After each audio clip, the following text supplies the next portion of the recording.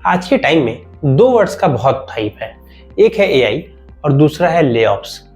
क्या हम लेऑफ्स को सही से समझते भी हैं? आखिर लेऑफ क्या होता है? लेऑफ का जो मैंने आज तक लोगों को देखा है, उनके माइंड में बहुत ही एक्सट्रीम व्यू होता है। या तो लेऑफ बहुत अच्छा है या तो लेऑफ बहुत खराब है।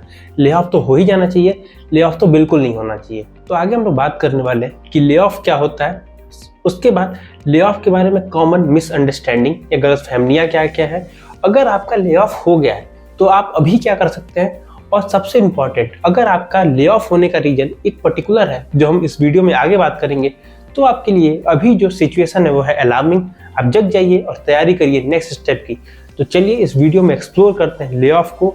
सबसे पहले समझते हैं कि आखिर लेऑफ होता क्या है। तो स्टार्ट करते हैं इस वीडियो को इस इंट्रो के बाद से।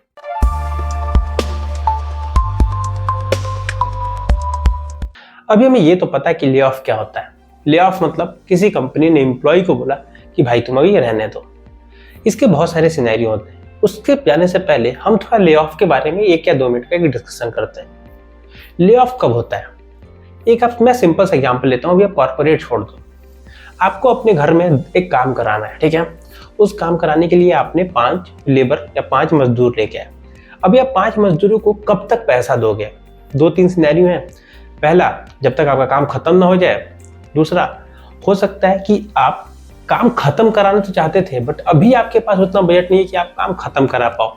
तीसरा, due to some unforeseen circumstances आपको काम अभी बंद कराना पड़ रहा है। लेऑफ का तो सिंपल मतलब हमें पता है। लेऑफ मतलब क्या कि भाई किसी कंपनी ने एम्प्लॉय को बोल दिया कि भाई अभी तुम्हारी जरूरत नहीं है, तुम निकल जाओ। ये केस होता है लेऑफ। इसमें 2 तरीके होते हैं, एक जहाँ पे कंपनी निकाल देती है, दूसरा जहाँ पे एम्प्लॉय को फोर्स किया जाता है कि तुम पेपर डाल के निकल जाओ। इन 2 केसेस में, या ये 2 मेजर तरीके हैं, कॉमन तरीके हैं जहाँ पे लेऑफ जैसे कि लेऑफ होता है। अब भाई एक बार हम कंपनी की नजर से देखते हैं कि आखिर लेऑफ होता क्यों है। लेट्स से कि आपको आपका घर बनाना है या आपको किसी से काम करवाना है। आपने कोई बंदा पकड़ के लाया, लेट्स से 5 लोग की आपकी जरूरत थी, आपने लाया। आपने सोचा कि यार ये काम 3 दिन का है, 3 दिन में खत्म करा देंगे, एक्स अमाउंट ऑफ पैसा इनको दे देंगे, हमारा काम खत्म। अभी आपने काम कराना शुरू किया, 1 दिन काम कराया, दूसरे दिन में कोई ऐसा सिचुएशन आ गया जिसके कारण अभी आप काम नहीं पूरा करवा सकते। हो सकता है कि आपको कहीं जाना पड़ रहा हो सकता है कुछ घर में इमरजेंसी आ गई है, XYZ रीजन हो सकते हैं। अभी इस केस में जो आप उन मजदूरों के साथ करोगे, आप टेक्निकली उनको मना करोगे या उनका ले ऑफ करोगे कि आपने बोला तो था कि काम 3 दिन का है। उनके लिए 3 दिन की जॉब थी, जैसे हमारी फुल टाइम जॉब होती है, बट एक अनफॉर्सीन रीजन आया, उस वजह से आपने कंपनी, आप अगर एज ए कंपनी तो आपने बोला कि भाई कल से मत आना। जो कंपनीज करती है हमारे साथ कि भाई कल से मत आना, और ये हम कंसीडर करते हैं एज ले ऑफ। तो हमेशा अगर कोई कंपनी ले ऑफ कर रही है, इसमें हमेशा उसका मन प्रॉफिटेबिलिटी नहीं बल्कि और भी बहुत सारे रीजन हो सकते हैं। मतलब पैसा इज नॉट ओनली रीजन जहाँ पे आपका ले ऑफ हो रहा है, और भी बहुत सारे रीजन हो सकते हैं। अभी बात करते हैं 3 कॉमन मिसअंडरस्टैंडिंग्स के बारे में जो ले ऑफ्स को लेके है। जो सबसे पहली वो है कि ले ऑफ तो सिर्फ उसी कंपनी में होता है भाई जो डूबने वाली है। अगर कोई कंपनी डूबने वाली है तो समझो ले ऑफ हो रहा है। अभी गूगल ने ले ऑफ किया, अभी माइक्रोसॉफ्ट ने ले ऑफ किया, तो क्या ये डूबने वाली है? ऑब्वियसली नहीं। लेकिन हो सकता है कुछ ऐसे इनके बिजनेस डिसीजंस हो जहाँ पे ले ऑफ करना ही एकमात्र सॉल्यूशन था, इसलिए उन्होंने उस सॉल्यूशन को इम्प्लीमेंट कर दिया। दूसरा एक बहुत कॉमन परसेप्शन है वो कि अगर मेरा ले ऑफ हो गया या हमारी टीम का ले ऑफ हो गया तो इसका मतलब तो हमसे कुछ नहीं हो पाएगा। भाई ले ऑफ हो गया, हम तो हमारे से कुछ हो ही नहीं पाएगा। ऐसा बिल्कुल नहीं होता है। ले ऑफ मतलब उस समय पे आप बहुत स्किल्ड थे, कंपनी को आपकी उस स्किल की पर्टिकुलर जरूरत नहीं थी, इसलिए आपका ले ऑफ हो गया। That is the simple. इसको इतना ही रहने देते हैं और इतना ही समझते हैं अभी के लिए। और तीसरा, जैसा कि मैंने पहले ही बताया, तीसरा रीजन कि पैसे बचाने के लिए भाई कंपनी अपनी प्रॉफिटेबिलिटी शेयर होल्डर या बुक में दिखाना चाहती है। उसके पास प्रोजेक्ट्स नहीं आ रहे थे तो उसने अपना कॉस्ट कम कर दिया और प्रॉफिटेबिलिटी दिखा दी। अभी एक ऐसा सिनेरियो लेते हैं जो मैं तो पर्सनली चाहूंगा कि किसी के साथ ना हो, जहाँ पे आपका ले ऑफ हो गया है। अभी आपका ले ऑफ हो गया है तो आपको कैसे इस ले ऑफ को देखना चाहिए? सबसे पहले कि this is not the end of era. वो एंड ऑफ एरा ना आपके लिए है ना आपके उस टेक्नोलॉजी के लिए जिसमें आप काम करते हो। लेट्स से आप काम कर रहे हो रूबी ऑन रेल में या आप काम कर रहे हो वर्डप्रेस में और आपकी टीम का ले ऑफ हो गया। इसका कतई ये मतलब नहीं है कि आपको कहीं और जॉब उस टेक्नोलॉजी में नहीं मिलेगी या उस टेक्नोलॉजी की तो डिमांड ही खत्म हो गई। हम ऐसा ही समझ लेते हैं। अभी हमने देखा कि गूगल टीम ने फ्लटर के डेवलपर्स को रिलीज कर दिया। अगर गूगल टीम फर्स्ट फ्लटर के डेवलपर्स को रिलीज कर रही है, इसका ये मतलब नहीं है कि अब कल से तो फ्लटर में काम ही नहीं होगा, कोई कंपनी फ्लटर में नहीं आएगी। इसका बहुत सिंपल सा ये मतलब है कि अभी फ्लटर के डेवलपर्स को या फ्लटर के डेवलपर्स की गूगल को जरूरत नहीं है। बस इतना ही है।